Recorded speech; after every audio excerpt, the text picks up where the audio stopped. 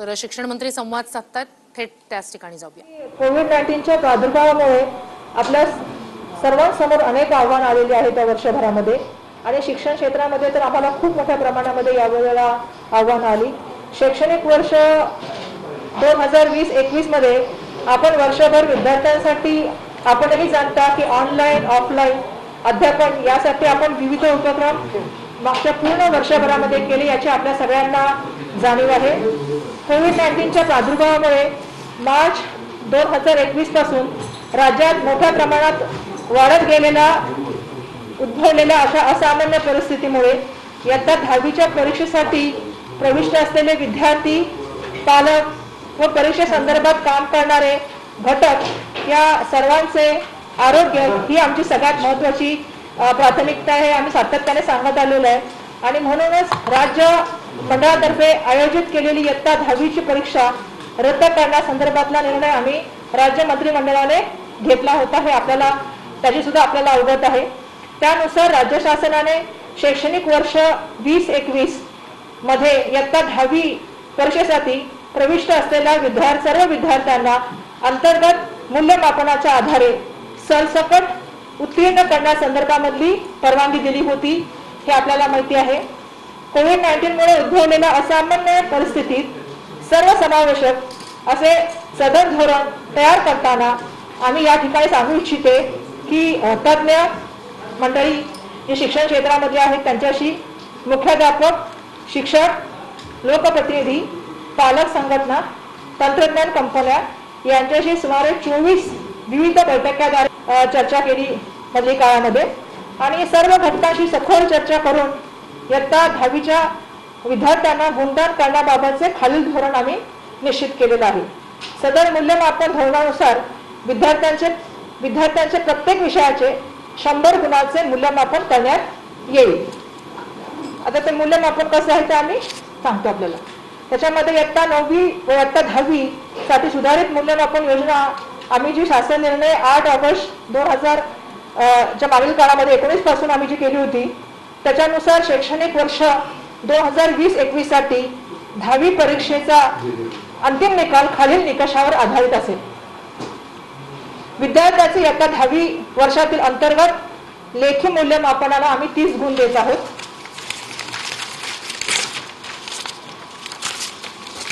विद्यार्थ्याचे 10वीचे गृहपाठ, तोंडी परीक्षा किंवा प्रात्यक्षिक परीक्षा याच्या आधारावर आम्ही त्याला अंतर्गत 20 गुण देत आहोत आणि विद्यार्थ्यांचा 9वीचा विषय निहाय अंतिम निकाल यांना आम्ही 50 गुण देत आहोत। म्हणजे 50 गुण आम्ही वेटेज जे आहे ते जर आपण बघितलं विषय निहाय 100 गुणांपैकी तर 9वीचे संपादन केलेल्या गुणांपैकी 50% आपण भारांश देत आहोत आणि 10वीचे संपादन ज्यांनी केलेले आहे त्यासाठी आपण 50% आपण भारांश देत आहोत। सदर मूल्यमापन धोरण करताना मला सांगायला पाहिजे की विद्यार्थ्यांची कोविड-19 पूर्व काळातील सामान्य परिस्थितीमध्ये म्हणजे संपूर्ण पातळीचे विचार घेतले असता सध्या इयत्ता 10वीत असलेल्या विद्यार्थ्यांच्या मागील वर्षाचा म्हणजे 9वीचा जो आपण निकाल होता तो आपला जो परिस्थिती होती ती कोविडपूर्व वस्तुनिष्ठ असं त्यावेळेला मूल्यमापन आपण आधारित केलं होतं आणि त्यामुळे तो निकाल आपला जो आहे तो सरळ प्रणालीवर सुद्धा त्याची नोंद झालेली होती। त्यामुळे तो 9वीचा जो आपण 50%ला वेटेज देतोय ती पूर्णपणे कोविडच्या पूर्वीच्या परिस्थितीमध्ये मूल्यमापन झालं होतं आणि ते वस्तुनिष्ठ झालं होतं। त्याची आमच्याकडे सरळ प्रणालीमध्ये सुद्धा त्याची आमच्याकडे नोंद आहे, त्याला आपण 50% वेटेज देतोय आणि 50% आपण 10वीची जी मधल्या काळामध्ये अंतर्गत मूल्यमापन झाले आणि जी त्यांची तोंडी किंवा प्रात्यक्षिक किंवा त्या इतर परीक्षा आहेत, गृहपाठ आपण जसं सांगितलेलं आहे त्याला आपण देत आहोत। मला सांगायला पाहिजे की ज्या विद्यार्थ्यांना वरील पद्धतीने तयार केलेल्या समजा निकालाच्या बाबतीमध्ये समाधानकारक वाटत नसेल त्यांना कोविड-19ची परिस्थिती सामान्य झाल्यानंतर मंडळाच्या प्रचलित पद्धतीनुसार श्रेणी सुधार योजनेअंतर्गत या पुढील लगतच्या 2 परीक्षांमध्ये प्रविष्ट होण्याची संधी उपलब्ध करून देण्यात येणार आहे।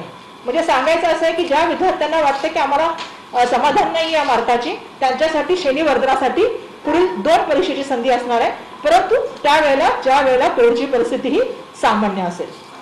विद्यार्थ्यांच्या निकालाचे नियमन करण्यासाठी आम्ही शाळा स्तरावरती मुख्याध्यापकांच्या अध्यक्षतेखाली 7 सदस्यांची निकाल समिती असेल। या निकाल पत्राच्या अभिलेखाची पडताळणी विभागीय स्तरावर शालेय शिक्षण विभागातील अधिकाऱ्यांकडून करण्यात येईल।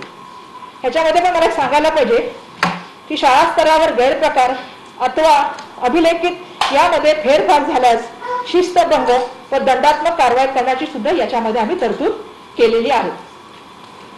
मंडळामार्फत जून 2021 अखेर निकाल घोषित करण्याचं आमचं नियोजन आहे. याकरता विद्यार्थ्यांची मूल्यमापन प्रक्रिया पूर्ण करण्यासाठी वेळापत्रक मंडळामार्फत लवकर जाहीर करण्यात येईल. सर्व शाळांना या वेळापत्रकाचे तंतोतंत पालन करावे लागेल. म्हणजे आमचे प्रयत्न आहे की जूनच्या अखेर आम्हाला हा 10वीचा निकाल लावायचा आहे. मला सांगायला पाहिजे की पूर्ण परीक्षार्थी म्हणजे रिपीटर स्टुडंट, खाजगी म्हणजे फॉर्म नंबर 17, तुरळक विषय घेणारे बसणारे विद्यार्थी यासाठी देखील मूल्यमापन धोरण आम्ही निश्चित केलेले, जे GR आपल्याला थोड्या वेळानंतर आमचा मिळेल त्याच्यामध्ये तुम्हाला मिळेल. श्रेणी सुधार योजना म्हणजे क्लास इम्प्रुव्हमेंट अंतर्गत बसलेल्या विद्यार्थ्यांसाठी त्यांना लागू असलेली पुढील 1 किंवा 2 संधी अबाधित राहील यांच्यासाठी सुद्धा. सदर पुढचा आमचा महत्त्वाचा विषय आहे की राज्यातील इयत्ता 10वी परीक्षेसाठी बसलेल्या सर्व प्रकारच्या विद्यार्थ्यांचा आम्ही हे जेव्हा करत होतो त्या या धोरण करत असताना पूर्णपणे विचार केलेला आहे. त्यानुसारच आम्ही धोरण तयार केलेलं आहे हे मला या ठिकाणी सांगायला पाहिजे. विविध परीक्षा मंडळांनी या वर्षीच्या इयत्ता 10वी निकालासाठी शाळा स्तरावर होणारे अंतर्गत मूल्यमापन विचारात घेतल्याने इयत्ता 11वीच्या प्रवेशासंदर्भात एक वाक्यता राहण्याच्या दृष्टीने, कारण आपल्याला माहिती आहे की सगळ्या म्हणजे CBSE असेल, ICSE असेल, IB असेल किंवा केंब्रिज असेल किंवा SSC बोर्ड असेल, या सगळ्या शाळांच्या मंडळांनी शाळा स्तरावरती जे निर्णय घेतलेले आहेत आणि त्यामुळे त्याच्यामध्ये एक वाक्यता राहण्याच्या दृष्टिकोनातून व सर्व विद्यार्थ्यांना समान संधी मिळावी यासाठी आम्ही 11वी प्रवेशासाठी वैकल्पिक म्हणजे ऑप्शनल CT घेणार आहोत. म्हणजे ज्या विद्यार्थ्याला वाटतं त्याने त्या CTला बसावं अशी CT आम्ही घेणार आहोत. सदर प्रवेश परीक्षा राज्य मंडळाच्या इयत्ता 10वीच्या अभ्यासक्रमावर आधारित असेल आणि ही परीक्षा 2 तासाची असेल. सदर परीक्षेमध्ये आपण 100 गुणाच्या परीक्षेसाठी बहुपर्यायी प्रश्न असतील आणि ते OMRच्या स्वरूपात असतील हे मला या ठिकाणी सांगायला पाहिजे. इयत्ता 11वी प्रवेश परीक्षा राबवताना सामायिक प्रवेश परीक्षा दिलेल्या विद्यार्थ्यांना म्हणजे ज्यांनी CET दिलेली आहे अशा सामायिक प्रवेश परीक्षा दिलेल्या विद्यार्थ्यांना सामायिक प्रवेश परीक्षेतील गुणाच्या आधारे गुणवत्तेनुसार सर्व कनिष्ठ महाविद्यालयामध्ये प्राधान्याने प्रवेश देण्यात येईल. सामायिक प्रवेश परीक्षा दिलेल्या विद्यार्थ्यांच्या प्रवेशानंतर कनिष्ठ महाविद्यालयातील रिक्त असलेल्या जागा ज्या विद्यार्थ्यांनी सामायिक प्रवेश परीक्षा दिलेली नाही अशा विद्यार्थ्यांसाठी खुल्या असतील व त्या जागेवर सामायिक प्रवेश परीक्षा न दिलेल्या विद्यार्थ्यांना इयत्ता 10वीच्या मूल्यमापन पद्धतीनुसार मिळालेल्या गुणाच्या आधारे गुणवत्तेनुसार प्रवेश देण्यात येईल. याचाच अर्थ असा आहे की ज्या मुलांनी CET ज्यांनी सामायिक प्रवेश परीक्षा दिलेली आहे त्यांना आम्ही प्रथम पाण्यात आधारे कॉलेजमध्ये प्रवेश दिला जाईल आणि रिक्त असलेल्या जागावरती ज्या मुलांना आम्ही जे मूल्यमापन करून मार्क देणार आहोत त्यांना त्या ठिकाणी ऍडमिशन देण्यात येईल. अशा तऱ्हेचा आज आम्ही 2 GR या ठिकाणी देत आहोत, ज्याच्यामध्ये मूल्यमापन कसं असेल. ज्या मुलांना असं वाटलं की ह्या मूल्यमापन आम्ही समाधान नाही त्यांच्यासाठी 2 संधी आम्ही देत आहोत. सामान्य परिस्थिती झाल्यानंतर COVID-19ची आणि 11वीच्या प्रवेशासंदर्भामध्ये सुद्धा सर्व पातळीच्या शाळा ज्या आहेत म्हणजे बोर्डाच्या शाळा आहेत यांच्यासाठी आम्ही एक कॉमन CET घेणार आहोत आणि त्याच्यामधून जे विद्यार्थी येतील त्यांना आम्ही प्रथम संधी देऊन रिक्त जागेवरती आपले जे अंतर्गत गुणाच्या माध्यमातून विद्यार्थी असतील त्यांना आम्ही संधी देणार आहोत. सुरुवातीच्या 2 मिनिटात परत द्या प्लीज. नाही आता विचारायचं की हे पूर्ण 11वीचे निम्मे आपण ऑनलाईन करतो प्रवेश प्रक्रिया.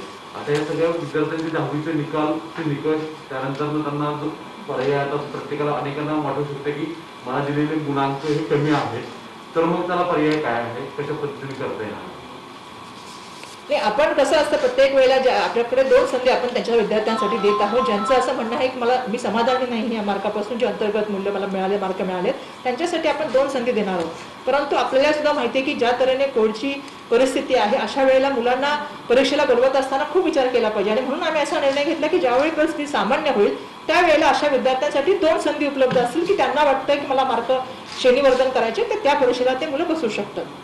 काही मुलं म्हणालात की 2 परीक्षांची संधी मुलांना मिळेल जे समाधानी नसतील तर तोपर्यंत 11वीचे प्रवेश रखड म्हणजे थांबणार तुम्ही की तोपर्यंत प्रवेश होणार नाही तोपर्यंत आम्ही प्रवेश सुरू करू. कारण आमचं सुद्धा मत असं आहे की मागील वर्ष हे मुलांसाठी सर्वांसाठी आपल्या सगळ्यांसाठी खूप मोठ्या प्रमाणाचं आव्हानाचं आणि अडचणीचं असं वर्ष गेलं परंतु पुढचं येणारं वर्ष हे आम्हाला त्या ठिकाणी आपल्याला सुरळीत सुरू केलं गेलं पाहिजे, मुलांची ऍडमिशन व्यवस्थित व्हायला पाहिजेत आणि त्यांचं कुठलंही शैक्षणिक नुकसान होता कामा नये, हा आमचा एक दृष्टिकोन आहे. म्हणून आपण ऍडमिशन सुरू करतो, त्याच्यामध्ये आपण त्यांच्यासाठी कॉमन सीईटी सुद्धा ठेवत आहोत. त्यांच्यासाठी अजून एक प्लॅटफॉर्म देत आहोत की आपण ऑप्शनल ठेवलेली आहे की तुम्ही सीईटी मध्ये बसा आणि सीईटी मध्ये जी मुलं बसतील म्हणजे कुठल्याही मंडळाच्या बोर्डाची मुलं बसू शकतात आणि त्याच्यामध्ये जे येतील त्यांना पहिला प्रेफरन्स दिला जाईल आणि रिक्त ठिकाणी आपल्या मुलांना म्हणजे या सीईटीला सीबीएसई आणि एसएससी दोन्ही बोर्डाची मुलं प्रवेश सर्वांना एका प्लॅटफॉर्मवरती आणावं, युनिफॉर्म आणावं म्हणून आपण सर्वांसाठी ही सीईटी केलेली आहे. या सीईटी मध्ये सगळे विद्यार्थी बसतील आणि त्याच्यानुसार सीईटीच्या मुलांना ऍडमिशन दिलं जाईल आणि त्याच्यानंतर रिक्त जागेवर ज्यांना मूल्यमापन बरोबर वाटते त्या मुलांना ऍडमिशन दिलं जाईल. म्हणजे सीबीएसई आणि आयसीएसई बोर्डाच्या मुलांना देखील ही सीईटी लागू असेल. बिलकुल. ही सीईटी साधारण कधी होईल आणि 11वीचे प्रवेश साधारण कधी सुरू होईल? आता सध्या तरी आम्ही जून पर्यंत सांगितलंय तुम्हाला की जून पर्यंत आमचा रिझल्ट जे आहे ते लावण्याचा प्रयत्न आहे. मधल्या काळामध्ये आम्ही असाच प्रयत्न करतो की 2 तासाचीच आम्हाला OMR असे करून क्वेश्चन म्हणजे छोटेसे म्हणजे ऑब्जेक्टिव्ह क्वेश्चन करून या मुलांना 2 तासामध्ये ऑप्शन असल्यामुळे जास्त गर्दी होणार नाही, या मुलांना असं कसं सगळे नियम कायदे पाळून कसं करू त्या संदर्भामध्ये आम्ही येणाऱ्या काळामध्ये तुम्हाला सांगू सीईटी कधी आम्ही घेणार. परंतु आम्ही हे करत असताना सगळ्यात मोठी जर कुठली गोष्ट प्राधान्य या गोष्ट ठेवलं तर मुलांच्या सेफ्टीला आणि मुलांच्या आरोग्याला आम्ही प्राधान्य ठेवलेलं आहे आणि म्हणून सगळे निर्णय घेत असताना ते कशा तऱ्हेने मुलांना सोयीचे असतील परंतु ते रॅशनल सुद्धा असतील हा सुद्धा आम्ही प्रयत्न केला. त्यामुळे 10वीचे सरसकट विद्यार्थी पास केले जातील, परंतु 11वी प्रवेश जे आहेत ते मर्यादित असतील. एखाद्या विद्यार्थ्याला 11वीला प्रवेश न मिळाला कारण रिक्त जागा कमी असतील तर त्याचा प्रश्न कसा सोडवला जाणार? नाही, असं मागच्या वेळेस आमचा अनुभव असा आहे की खूप साऱ्या आमच्या ज्या जागा आहेत त्या रिक्त राहतात. हा आमचा अनुभव आहे मागच्या वर्षाभरामध्ये. आम्ही मागे 2-3 वर्षापासून बघतो, त्याच्या आधी पण असेल कदाचित, पण जो मी मागच्या डेटा घेतलेला आहे आमच्या खूप साऱ्या जागा रिक्त राहतात. त्यामुळे मुलांच्या ऍडमिशनचा कुठेही प्रश्नाची होणार नाही, सर्वांना ऍडमिशन मिळेल या दृष्टिकोनातून शासन म्हणून आमचा प्रयत्न आणि तो मिळेल. कारण मागचा अनुभव बघता खूप सारे सीट आमच्या खाली राहतात. अंतर्गत मूल्यमापनावर जो निकाल जाहीर होईल आणि जी मुलं सीईटी देतील तर सीईटी देणाऱ्या मुलांना 11वीच्या प्रवेशासाठी प्राधान्य असेल का, तर नेमका निकष काय नाही, आम्ही सीईटी सांगितल्याप्रमाणे मी क्लिअर सांगितलेलं आहे की सीईटी जी होणार आहे त्या सीईटी मध्ये जी मुलं येतील त्यांना प्राधान्याने पहिला हे देऊन त्या लोकांचं ऍडमिशन होईल आणि उर्वरित ज्या जागा असतील तिथे जे विद्यार्थ्यांना अंतर्गत मूल्यमापनाच्या माध्यमातून मार्क मिळालेले आहेत त्या मुलांची त्या जागेवरती त्यांना ऍडमिशन मिळेल. पण अनेक तज्ञांनी शाळांतर्गत जे मूल्यमापन होतं त्याच्या विश्वासार्हतेवर प्रश्न उपस्थित केले आणि हा मुद्दा मुंबई उच्च न्यायालयात जी याचिका आहे त्या दरम्यान पण येऊ शकतो. तर हे थोडं चॅलेंजिंग ठरेल तुमच्यासाठी. म्हणूनच मी सांगू इच्छिते की तुम्ही जे म्हणताय तो आम्ही मुद्दा इथे एक्सप्लेन केलेला आहे की विविध मंडळाच्या विविध शाळांच्या माध्यमातून अंतर्गत मूल्यमापन केलेलं आहे. त्याच्यामुळे आम्ही एक कॉमन सीईटी घेत आहोत जी 10वीच्या अभ्यासाच्या बेसवरती असेल, जी 2 तासाची असेल, जी OMR स्वरूपात असेल, ज्याच्यामध्ये ऑब्जेक्टिव्ह क्वेश्चन्स असतील आणि ती ऑप्शन यासाठी ठेवलेली आहे की जी मुलांचं म्हणणं आहे की आम्हाला अंतर्गत मूल्यमापनामध्ये दिलेले मार्क ठीक आहेत आणि ज्यांना तुम्ही जसं म्हणताय की कॉमन सिटीमध्ये पार्टिसिपेट काय ती मुलं पार्टिसिपेट करतील आणि त्यांना प्राधान्याने पहिला. त्यामुळे मला असं वाटत नाही की वेगळं वेगळं काही होईल. सर्वांना एक प्लॅटफॉर्मवरती आणण्याचं काम करण्याचा प्रयत्न शासनाच्या वतीने आहे. 10वीला बसणारे विद्यार्थी आणि 11वीला प्रवेश यातला जो आकडा आहे तो आहे का? कारण की आपल्याकडे आपण सांगतो की मागल्या वर्षी बरोबर आहे, मागल्या वर्षी नापास होणाऱ्या विद्यार्थ्यांचे प्रमाण मोठ्या प्रमाणात परीक्षा झाली प्रत्येकाला प्रवेश मिळतील का? प्रत्येकाला प्रवेश तो आकडा वगैरे असा काही ऑफिशियल आहे? ऑफिशियली आकडा नसेल तरी सुद्धा गेल्या वर्षी मला वाटतं निकाल चांगल्यापैकी लागलेला होता. राहिलेले काही 4-5% विद्यार्थी, पण आपल्याकडे इंटेक कॅपॅसिटी एवढी आहे की त्याच्यामध्ये हे सगळे विद्यार्थ्यांनी सामावून घेऊ शकतो. एवढी इंटेक कॅपॅसिटी निश्चितपणे आहे. समजा एखाद्या जिल्ह्यामध्ये किंवा एखाद्या तालुक्यामध्ये ज्युनियर कॉलेज आहे तर त्या ज्युनियर कॉलेजमध्ये कॅपॅसिटी जर 100ची असेल आणि त्या ठिकाणी त्या शहरामध्ये 125 विद्यार्थी जर 10वीचे पास होतील या कारणामुळे तर ते उर्वरित 25 विद्यार्थी जे आहेत तर त्यांना दुसऱ्या तालुक्यामध्ये प्रवेश घ्यावा लागेल, दुसऱ्या कॉलेजमध्ये जावं लागेल. नाही, स्थानिक पातळीमध्ये जेवढी काही ज्युनियर कॉलेजेस आहेत 11वीचे वर्ग आहेत तिथं आपण पहिली कॅपॅसिटी चेक करणार. तिथं जर सगळे अकोमोडेट होत असतील, एखाद्या विद्यार्थ्याला ठीक आहे सगळ्यांना त्याच कॉलेजमध्ये पाहिजे तर त्याची कॅपॅसिटी फिक्स आहे. ती कॅपॅसिटी फिक्स झालेली असेल, भरलेली असेल आणि जर तिथं स्थानिक पातळीवर जागा रिकाम्या अन्य कॉलेजमध्ये असेल तर तिथं त्यांनी प्रवेश घ्यायचा. त्यामुळे असं कधी होणार नाही. आणि मागचा आमचा अनुभव असा आहे की आमच्याकडे खूप जागा रिक्त राहतात. त्यामुळे मला असं वाटत नाही की अशी काही परिस्थिती. राज्य मंडळाच्या 12वीच्या परीक्षेबाबत सीबीएसई नंतर निर्णय या संदर्भात सुद्धा आमची आता चाचपणी सुरू आहे आणि त्या संदर्भात जसं मागील मी तुम्हाला सांगितलं होतं की आमची CBSE सुद्धा चर्चा झालेली आणि इतरही लोकांशी तज्ज्ञांची चर्चा करत आहोत. परंतु आज आम्ही 10वीच्या मूल्यमापनासंदर्भामध्ये आणि 11वीच्या प्रवेशासंदर्भामध्ये आपल्याशी बोलू इच्छित होतो, जी माहिती आम्ही आला अवगत केली. कारण की 12वीच्या बाबतीत अजून सुद्धा अनेक ठिकाणी संभ्रम आहे की खरंच परीक्षा होईल का, काय होईल वगैरे. आणि याला जोडून तुम्ही तुमच्या ट्विटमध्ये म्हटलंय की केंद्राला असं सुचवलंय की नो एक्झामिनेशन रूट हा पर्यायाचा विचार करावा. तर राज्यात 12वीची परीक्षा न घेण्याचा विचार असं आहे की आपल्याला सुद्धा माहिती आहे की कोविड-19ची परिस्थिती पाहून जसं आम्ही सुरुवातीपासून सांगत आलो की आम्ही ही परिस्थितीचा अभ्यास करतोय आणि मुलांचं आरोग्य आणि त्यांची सेफ्टी ही आमची राज्य सरकारची भूमिका आणि प्राथमिकता ही आम्ही आधीपासूनच मी सातत्याने मागील वर्षभरापासून सांगते. आणि आपल्याला सुद्धा माहिती आहे की मुलं आणि पालक यांच्यामध्ये 1.5 वर्षापासून जवळपास एक्झामिनेशनचे एक स्ट्रेस आहे. आम्ही केंद्र सरकारला तेच सांगितलं की आपण या संदर्भामध्ये वॅक्सिनेशन संदर्भामध्ये पुढारपणा घेतला पाहिजे. मोठ्या प्रमाणामध्ये मुलं जी त्याच्यासाठी एलिजिबल आहेत, शिक्षक आहे किंवा नॉन टीचिंग स्टाफ आहे. CBSEची 25,000 मुलं आहेत, SSC बोर्डाचे आमचे जवळपास 14 लाखपेक्षा जास्त विद्यार्थी आहेत. त्यामुळे या सगळ्या गोष्टीचा विचार करून आपण तारीख काय ठरवणार आहात, त्यामध्ये पावसाळा कसा असेल, काय परिस्थिती असेल, भौगोलिक परिस्थितीचा विचार केला गेला पाहिजे. अशा विविध ठिकाणच्या आम्ही गोष्टी त्यांच्या निदर्शनास आम्ही आणून दिला की हे परीक्षा घेत असताना सर्वप्रथम आपली प्राथमिकता हे विद्यार्थ्यांची हेल्थ आणि त्याची सेफ्टी असली पाहिजे. ही भूमिका आम्ही राज्य सरकारच्या वतीने मांडली.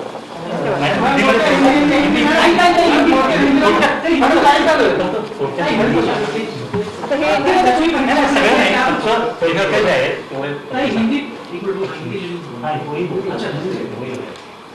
नहीं, आप सभी को पता है कि कोविड-19 की जो परिस्थितियां है और बहुत बड़ा हमारे सामने जो बहुत बड़ा आह्वान है, उसके लिए हमने पूरे साल भर जो है कि ऑफलाइन ऑनलाइन विविध माध्यम से जो है हमने अध्यापन पद्धति के तर मूल्यमापनाद्वारे मुलांना उत्तीर्ण केलं जाणार आहे. त्यासाठीचे निकष ठरवण्यात आलेले आहेत. लेखी मूल्यमापन जे असेल, अंतर्गत लेखी मूल्यमापन, त्याला 30 गुण असतील. गृहपाठ, तोंडी परीक्षा किंवा प्रॅक्टिकल्स याला 20 गुण आणि 9वीचे विषयनिहाय जर निकाल असेल त्याला 50 गुण असतील. या निकषांआधारे जो निकाल येईल ते गुण ज्यांना समाधानकारक वाटत नाहीयेत अशांना नंतर परीक्षा देता येणार आहे. जून 2021 पर्यंत अखेरपर्यंत निकाल घोषित करण्याचा प्रयत्न असेल असंही शिक्षण मंत्र्यांकडून सांगितलं गेलंय. 10वीची परीक्षा रद्द करण्यात आलेली आहे. अंतर्गत मूल्यमापनाच्या आधारे मुलांना उत्तीर्ण केलं जाणार आहे. त्याचे निकष ठरवण्यात आलेले आहेत. मूल्यमापनाद्वारे मुलांना उत्तीर्ण केलं जाईल. लेखी मूल्यमापनाला 30 गुण दिले जातील. गृहपाठ, तोंडी परीक्षेला 20 गुण असतील. 9वीच्या निकालावर आधारित 50 गुण असतील आणि प्रत्येकी 100 गुणांचं मूल्यमापन होणार आहे. जर निकाल योग्य वाटला नाही तर श्रेणी सुधारची संधी 2 वेळा त्या मुलांना दिली जाईल. तर जून 2021 अखेर निकाल घोषित करण्याचा राज्य सरकारचा म्हणजे शिक्षण मंडळाचा प्रयत्न असेल.